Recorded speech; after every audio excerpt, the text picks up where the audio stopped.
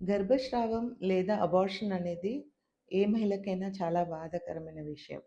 ఇలాంటిది 2, 3 సార్లు కంటే ఎక్కువైతే దాన్ని రికరెంట్ ప్రెగ్నెన్సీ లాస్ అంటాము. దీనికి చాలా కారణాలున్నాయి. కొన్ని ఇంపార్టెంట్ కారణాలేంటంటే జెనెటిక్ కాజెస్ అంటాము లేదా క్రోమోజోమల్ కాజెస్. ఇంకొకటి అనటామికల్ కాజెస్ అంటాం. అంటే గర్భసంచిలో పుట్టుకతో వచ్చే అబ్నార్మాలిటీస్ కానీ, ఫైబ్రాయిడ్స్ వల్ల కానీ అబార్షన్స్ కావచ్చు. ఇది కాకుండా ఏవైనా ఇన్ఫెక్షన్స్, థ్రాంబోఫిలియాస్ అంటాము. థ్రాంబోఫిలియాస్ ఆటోఇమ్యూన్ డిజార్డర్స్ ఎక్కడైతే రక్తనాళాలు థ్రాంబస్ ఏర్పడడం వల్ల గర్భ అబార్షన్స్ అయ్యే ఛాన్సెస్ ఉంటుంది. ఇవి కాకుండా డయాబెటిస్ కానీ, థైరాయిడ్ డిజార్డర్స్ కానీ ఎప్పుడైతే ఇవి అన్‌కంట్రోల్డ్ ఉంటాయో దీనివల్ల కూడా అబార్షన్స్ అయ్యే ఛాన్సెస్ ఉంటాయి.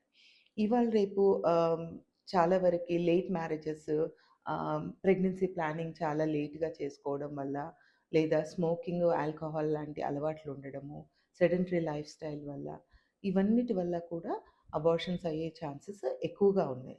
సో, మనము ఇలా 2 లేదా 3 అబార్షన్స్ అయినప్పుడు కారణం ఏంటో కరెక్ట్‌గా కనుక్కొని దానికి కరెక్ట్‌గా ట్రీట్మెంట్ తీసుకుంటే ఇలాంటివి ప్రివెంట్ చేసే అవకాశం ఉంటుంది.